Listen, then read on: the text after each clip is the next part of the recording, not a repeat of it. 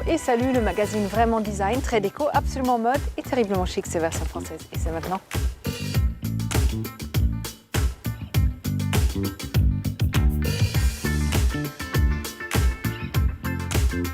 En cas de pépin, on peut toujours compter sur les parapluies ombrelles de la maison Heurtaud, un savoir-faire minutieux que Michel fait perdurer. Les fleurs, c'est périssable, et alors Pierre Banchereau fait de l'éphémère un souvenir éternel avec des créations florales inspirantes. Sac sur le dos et routard à la main, c'est parti pour explorer un Paris pour les voyageurs. On n'a pas fini de vous faire voir du pays.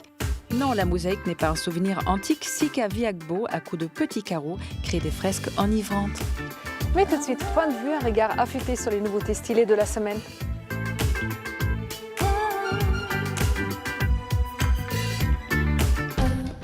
Le monde des collaborations est vaste et l'on y trouve souvent de belles choses, comme ici avec Annick Goutal et Claudie Pirlot. L'idée, laisser libre cours à la pâte Goutal pour relooker le flacon de l'iconique parfum Petite Chérie, ainsi que d'une gamme de produits.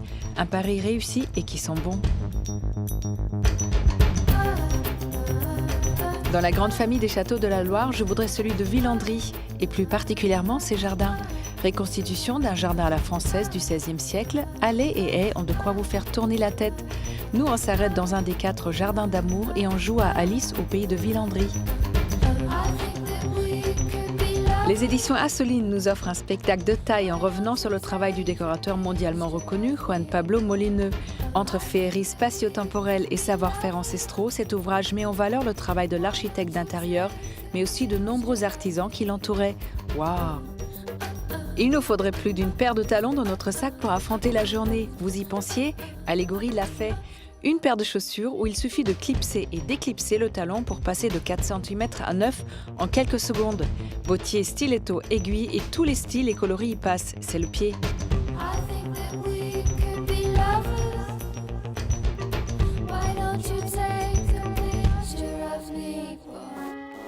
Par temps ensoleillé ou encore mieux pluvieux, les créations de Michel Heurtaud sont de sortie.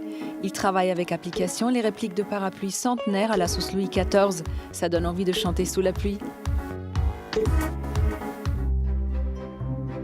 Le parapluie, un objet du quotidien que l'on achète sans trop se poser de questions.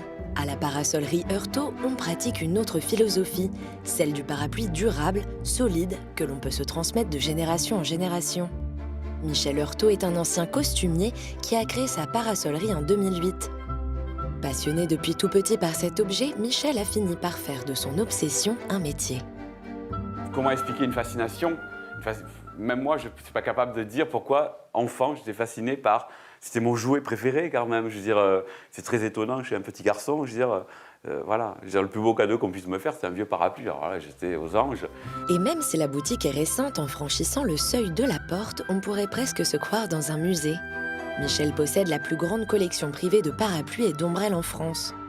Une passion pour l'ancien et le beau qui lui a permis d'apprendre en autodidacte les gestes de l'époque. On ne fait pas une pièce de 1860 comme une pièce de 1910. Je veux dire, chaque époque a vraiment son style, sa forme, son genre. Pour que l'objet reste vraiment dans son époque, je veux dire, il faut que la technique et les matériaux soient totalement similaires à l'époque qui correspond à la pièce restaurée. On va partir sur un de nos produits phares, qui est ce qu'on appelle le 60s. C'est un parapluie que j'ai créé d'inspiration des années 60. On part d'une tringle en métal nickelé, avec des ressorts et tout ça. Vous avez après un jeu de baleines. Là, on est sur un modèle 8 baleines. Donc, vous avez 8 brins comme ça en acier. Vous avez une noix. La noix, c'est cette petite pièce sur laquelle on vient fixer tous les brins. Voilà. Et vous avez le coulant. Le coulant, c'est ce qui vous sert à ouvrir votre parapluie et sur laquelle vient se fixer la fourchette. Michel travaille pour les particuliers, mais aussi pour le spectacle ou le cinéma. De la reconstitution d'époque qui demande une certaine technique. On travaille avec Andrea sur un parasol qui est destiné au cinéma, à une série télé qui s'appelle Versailles. Et donc, on nous a passé commande de 2 parasols 17e. Alors là, on n'a pas de pièces authentiques. Il faut reconstruire entièrement. Alors pour cela, on s'appuie sur des documents iconographiques, c'est-à-dire surtout des tableaux, quoi, je veux dire, de l'époque. On a dû fabriquer déjà toutes nos baleines, vous voyez, la structure comme elle était faite à l'époque.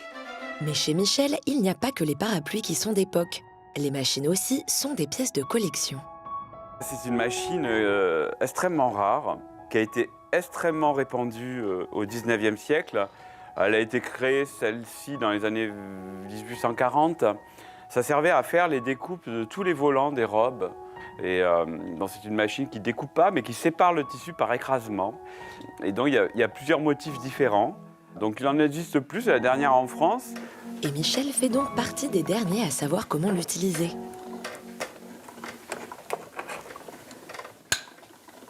Ça me surprend toujours quand on me dit ce que je fais, c'est de l'art. Non, ça devrait être la normalité. Ce qu'on fait ici, c'est un parapluie qui dure dans le temps. Et donc pour qu'il dure dans le temps, il faut qu'il soit beau, qu'il soit extrêmement bien fini, qu'il soit réfléchi. Aujourd'hui, tout ce que vous achetez ne vaut rien à la base. Il n'a que le prix de la marge qu'il représente. Nous, un parapluie ici, il a le prix de la matière première qu'on utilise et du temps que l'on passe dessus. Et oui, à bas les idées reçues. On peut tout à fait utiliser de la soie ou du lin pour faire un parapluie. Il suffit d'imperméabiliser les tissus. Car ici, le polyester et le plastique n'ont pas lieu d'être. Du luxe? Pas vraiment, plutôt une manière de penser qui va à l'encontre de la surconsommation. De quoi nous faire attendre la pluie avec impatience.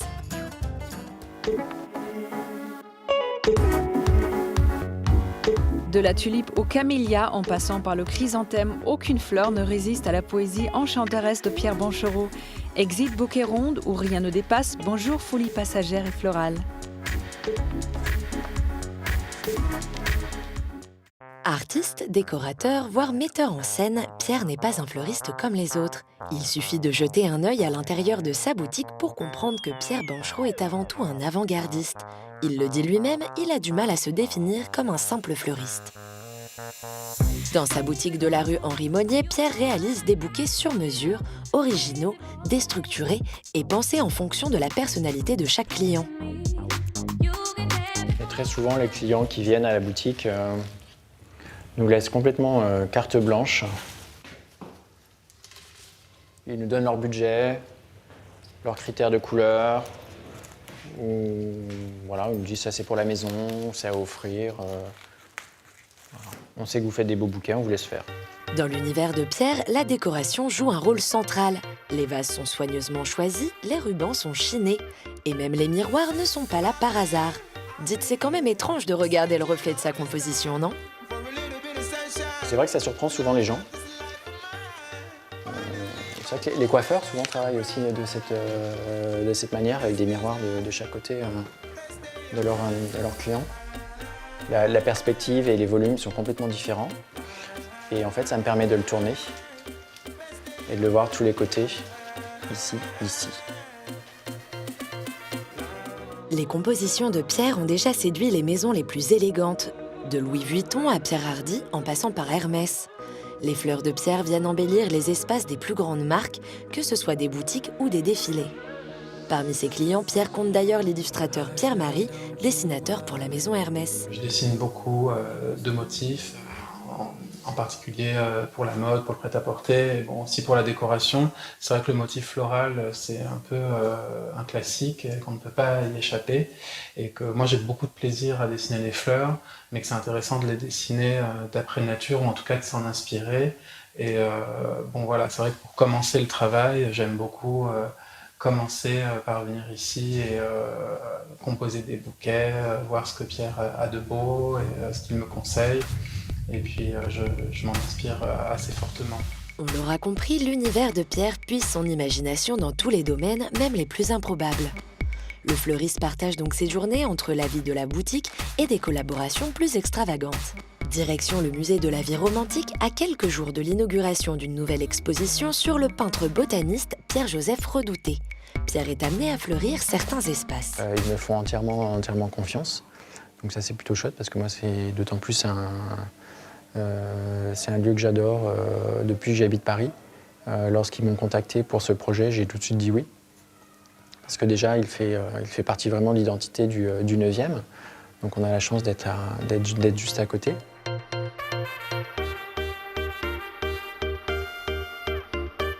projets comme celui-ci sont très enrichissants. Parce que déjà en amont, ça me fait travailler un peu sur l'histoire de Redouté, sur son travail, sur l'histoire du musée. Et donc du coup, de m'adapter au lieu tout en apportant notre différence et notre patte. Une patte rare et sophistiquée, un regard différent sur la composition florale, Pierre Banchereau dépoussière le métier, fleurit notre imaginaire et colore notre espace. Et pour ça, on aurait presque envie de lui jeter des fleurs.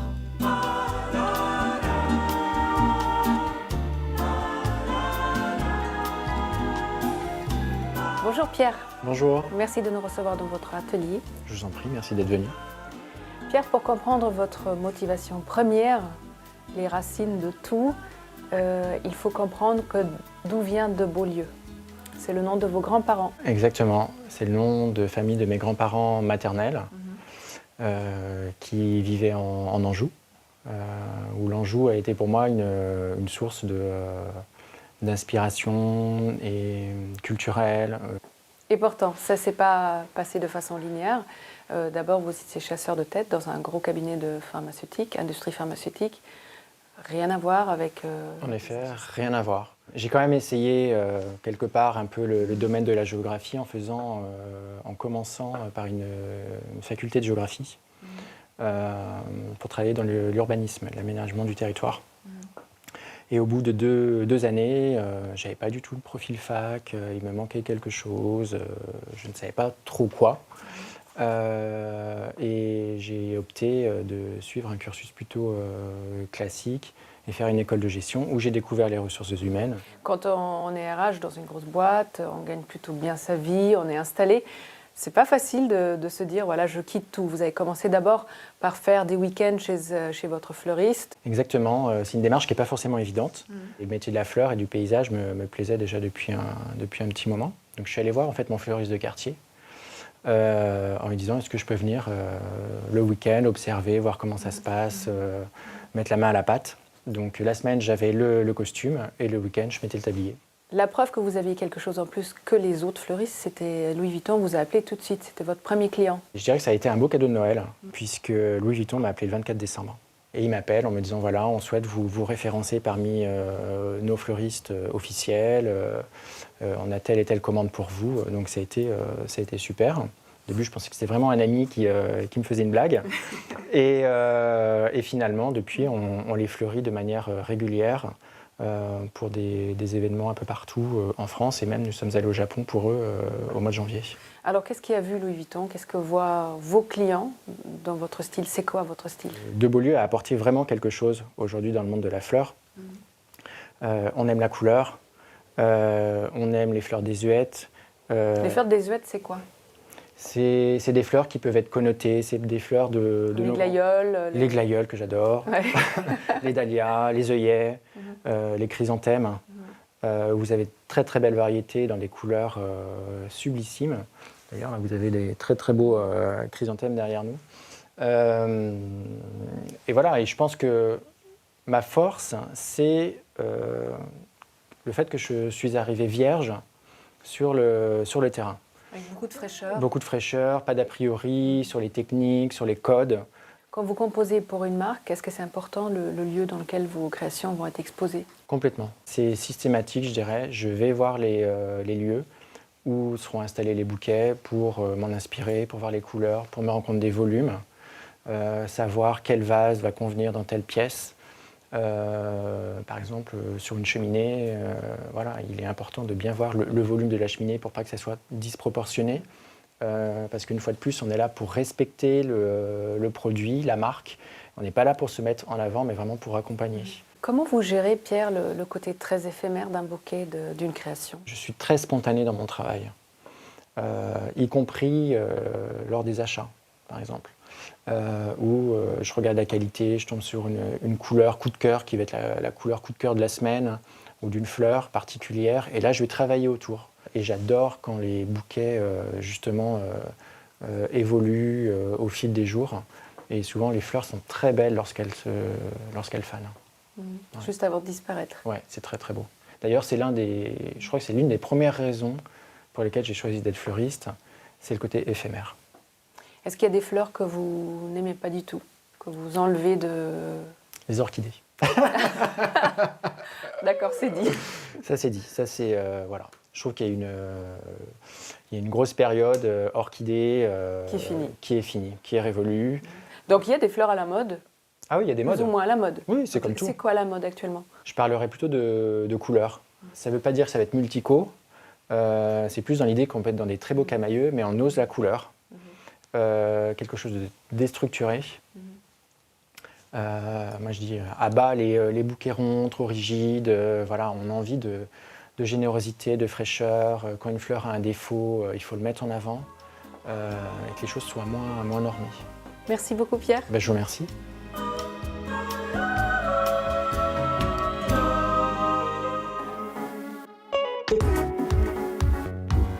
Arpenter les sentiers d'une jungle japonisante, manger dans un train ou feuilleter des ouvrages venus des quatre coins du monde, c'est possible.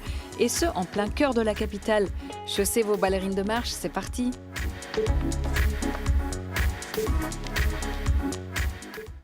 Repérage, c'est votre rubrique dénicheuse de bons plans parisiens. Cette semaine encore, on a marché, couru, rampé, arpenté, cheminé, exploré, en quête d'un Paris pour les voyageurs. Alors, mesdames, messieurs, attachez bien vos ceintures et préparez-vous à décoller vers de nouveaux horizons. Bienvenue au paradis des Globetrotters. Pour notre première destination, direction le 2e arrondissement où une librairie pas tout à fait comme les autres fait les beaux jours des passionnés de voyage. Proche-Orient, Océanie, Amérique, ici chaque ouvrage est rangé par ordre géographique et par pays. Des guides touristiques aux ouvrages littéraires, en passant par les cartes de voyage, un ensemble de documentation est proposé pour préparer son départ ou simplement apporter un éclairage culturel sur une destination souhaitée. On s'adresse aussi bien aux gens qui vont réellement partir que pour les passionnés d'une destination. Il y a des personnes qui vont se projeter sur des destinations mais qui ne vont pas forcément passer à l'acte de voyager dans les mois ou même les années à venir. Et il y en a pour tout le monde, comme avec l'espace voyageur en herbe entièrement dédié aux enfants. De quoi aborder diverses civilisations de manière détournée et plus ludique. Un véritable lieu de rencontre et d'échange entre globetrotters et écrivains voyageurs. C'est soit des auteurs emblématiques de la destination, soit des personnes qui vont extrêmement bien parler du pays, que ce soit des paysages, des us et coutumes, de l'histoire. Plus qu'une simple librairie, elle est aussi un lieu incontournable pour les amateurs d'arts artisanaux ou ethniques. Tous les 10 jours, créateurs, artistes ou artisans viennent exposer et vendre des produits originaux dans le pop-up store. Au programme du jour, la culture berbère, l'occasion de dénicher des pièces rares. Alors maintenant que vous êtes prêts à voyager, notre deuxième adresse devrait vous intéresser. Accolé au rail de la gare Saint-Lazare, ce bar-restaurant vous accueille dans un wagon de l'Orient Express datant de 1925. Un lieu atypique installé sur un ancien terrain de pétanque qui nous plonge directement dans l'ambiance des trains d'époque. Une fois confortablement assis sur les banquettes du wagon, détendez-vous et laissez-vous bercer.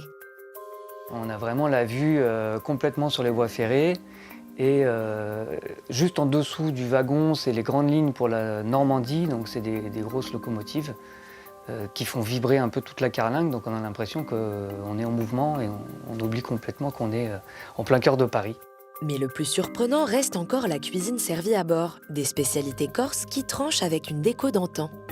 On voyage en restant assis. On voyage d'abord donc par le cadre, par la bande-son naturelle, en fait, je dirais, qui sont les trains qui passent en dessous. Et on voyage aussi dans l'assiette parce qu'on a des spécialités avec des produits qui viennent, tout vient de Corse. Un voyage tout droit vers la Corse, à bord de l'Orient Express, on aura tout vu. Mais notre voyage dans le temps ne s'arrête pas là. Direction maintenant le jardin d'agronomie tropicale de Paris. Notre parcours débute devant la porte chinoise, véritable emblème de ce jardin chargé d'histoire. Il abrite les vestiges de l'exposition coloniale de 1907. Ce jardin, qui permet à la France dès la fin du 19e siècle d'optimiser l'exploitation agricole de ses colonies, a par la suite servi de village pour l'exposition coloniale, d'hôpital pendant la Première Guerre mondiale, puis de lieu de mémoire. Ce jardin est aujourd'hui entièrement dédié à la recherche. Le pavillon de l'Indochine abrite les locaux de la CIRAD, engagés dans la recherche agronomique. Il accueille régulièrement des expositions temporaires. En réalité, plus qu'un voyage dans le temps, c'est un voyage hors du temps que nous offre cette destination au travers de 5 continents. Comme ici devant le pavillon de la Tunisie, du Maroc, de la Guyane ou encore du Congo. Malheureusement, certains d'eux sont laissés à l'abandon, ce qui est bien dommage pour un lieu aussi unique. Depuis la fin de la Première Guerre mondiale, le jardin abrite également des monuments aux morts en hommage aux soldats originaires des anciennes colonies. Peu fréquenté, le jardin d'agronomie tropicale est un véritable havre de paix, idéal pour méditer ou bouquiner. Alors il n'est parfois pas nécessaire d'aller bien loin pour voyager le temps d'une journée. Il ne vous reste plus qu'à enfiler vos boots et votre sac à dos, et à vous l'aventure.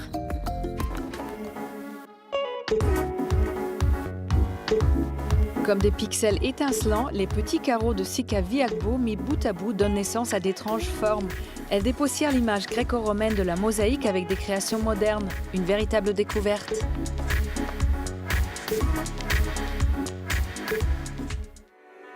La mosaïque et Sika Viagbo, c'est l'histoire d'une rencontre fortuite.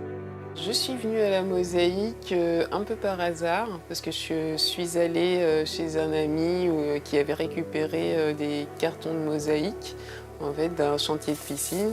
J'ai plongé ma main dans cette énorme caisse de petits carreaux bleus. Ça m'a tout de suite interpellée et je lui en ai pris quelques-uns pour essayer d'en faire quelque chose.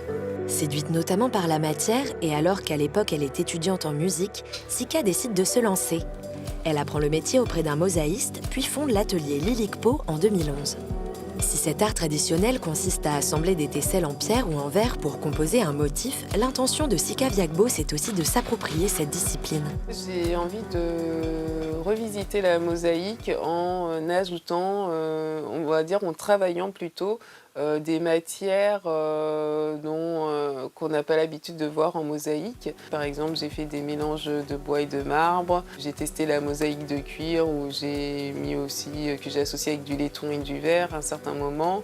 Et puis des motifs que j'avais envie de travailler aussi, les couleurs que j'avais envie de mélanger. Là, je m'apprête aussi à faire des mosaïques avec des matériaux aussi un peu hors du commun. Ah oui, quoi donc? Je n'ai pas envie de le dire pour l'instant. Ah, Sika a l'art de nous intriguer. Pour créer ces mosaïques, elle procède en plusieurs étapes. La première, c'est le dessin, pour lequel il faut, selon les réalisations, plus ou moins de recherche.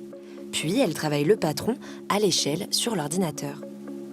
Ça, c'est le patron de la mosaïque qui est donc sur la table, que je suis en train de réaliser. Et là, le décorateur m'a dit qu'il y avait des changements. Ce patron, elle l'imprime et elle y colle ensuite les tesselles. Comme en broderie, un art qui a aussi beaucoup tenté Sika, on travaille sur l'envers. Donc ce que je vais faire, c'est que comme j'ai plus de place sur ma table pour pouvoir continuer à travailler, donc je vais venir découper une partie de la mosaïque pour pouvoir l'enlever et puis avancer le papier et continuer à travailler. On enlèvera toutes les plaque par plaque pour pouvoir continuer la mosaïque jusqu'à la fin. On est presque à la fin en fait. Et oui, la mosaïque, c'est un long processus.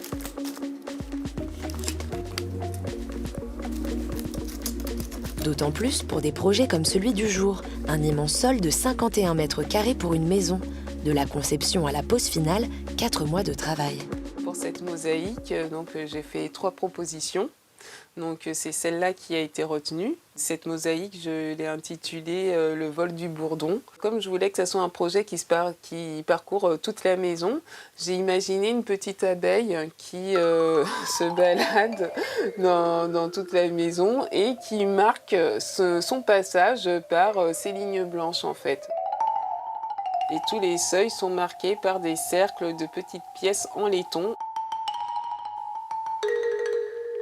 On a du grès cérame, essentiellement, parce que comme c'est un sol, c'est la matière qui va le mieux résister sur passage intensif. Ensuite, pour un peu contraster, on utilise de la pâte de verre sur certaines parties, que ça va être que sur le contour, donc des parties où on va moins passer en fait. Ça va permettre d'illuminer et de faire un contraste entre le mat et le brillant, donner quelque chose peut-être un peu plus intéressant. Des petits formats aux vitrines ou aux immenses surfaces, Sika compte bien imprimer sa patte un peu partout. Pour cela, elle se nourrit d'inspiration en tout genre, c'est cela qui fait aussi sa modernité. Ça en plus c'est les choses sur lesquelles j'ai envie d'aller en fait.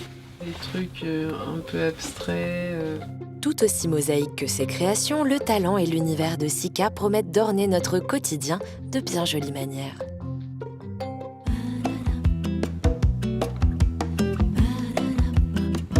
La version française est déjà finie, mais soyez chic toujours. Bye!